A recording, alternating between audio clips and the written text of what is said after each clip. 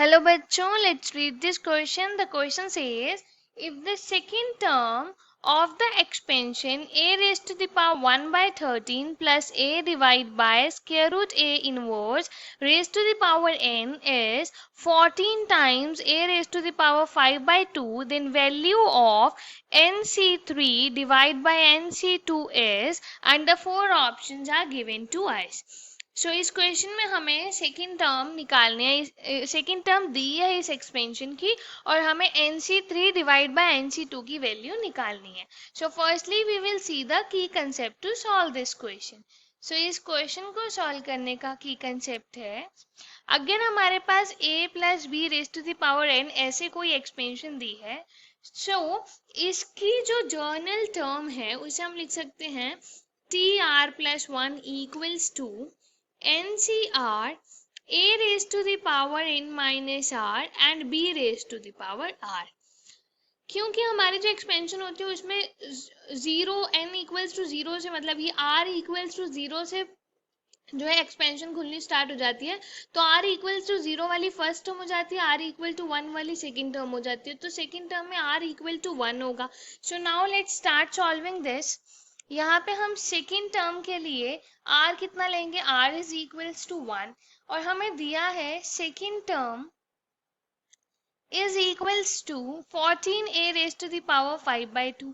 Second term में अगर हमने इसमें r इक्वल टू 1 पुट किया सो दिस इज NC1, a हमारा है a 1 by 13 n minus 1 and b है a divide by square root of a inverse raised to the power 1 equals to 14 times a 5 by 2. इस bracket को हम सही से यहाँ पे डाल देते हैं दोबारा. तो यहाँ से अगर हमने देखा तो ये हो जाएगा n factorial divide by 1 factorial n minus 1 factorial. यहाँ से आएगा a raise to the power n minus 1 divide by 13 and यहाँ पे a raise to the power 1 है और नीचे माइनस 1 by 2 है विच इज 3 by 2. जब ये पूरी सॉल्व करेंगे equals to 14 a raise to the power 5 by 2. So यहाँ से हमारे पास आ जाएगा n multiply with n minus 1 factorial divide by 1 factorial n minus 1 factorial a raise to the power n minus 1 divide by 13 plus 3 by 2 equals to 14 a raise to the power 5 by 2. So यहाँ से n minus 1 factorial cut गया, 1 factorial 1 होता है. This is n times a raise to the power n minus 1 13 plus 3 by 2 equals to 14 a raise to the power 5 by 2. जब हम यहाँ से a की पावर्स को कंपेयर करेंगे so we have n minus 1 13 plus 3 by 2 is equals to 5 by 2.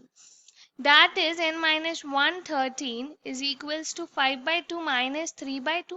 So n minus 1 divided by 13 equals to 2 by 2, that is 1.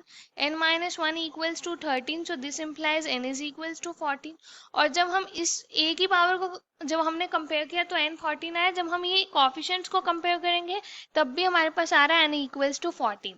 So that means n की value हमारे पास 14 आ गई. अब हम आगे जो हमें सॉल्व करना है उसे सॉल्व करते हैं. जो हमें पूछा है that is NC3 divide by NC2. ये वैल्यू हमसे पूछी है. सो n कितना है 14, 14C3 divide by 14C2. This is equals to 14 factorial divide by 3 factorial and 14 minus 3 that is 11 factorial. यहाँ पे आया 14 factorial divide by 2 factorial and 14 minus 2 that is 12 factorial. So 14 factorial cancel हो गया. So this is equals to 2 factorial 11 factorial divide by 3 factorial. Sorry यहाँ पे 12 factorial है, इसे दोबारा 2 फैक्टोरियल, यहाँ पे आएगा 12 फैक्टोरियल 3 फैक्टोरियल और यहाँ 11 फैक्टोरियल. So this is equals to 2 factorial as it is 12 multiply with 11 factorial divide by 3 factorial को 3 मल्टीप्लाई विद 2 फैक्टोरियल लिख सकते हैं and 11 factorial. This get cancel, this get cancel. So this is equals to 12 by 3 which is equals to 4. The final answer is 4. Option A. Hope you understood it well. Best of luck.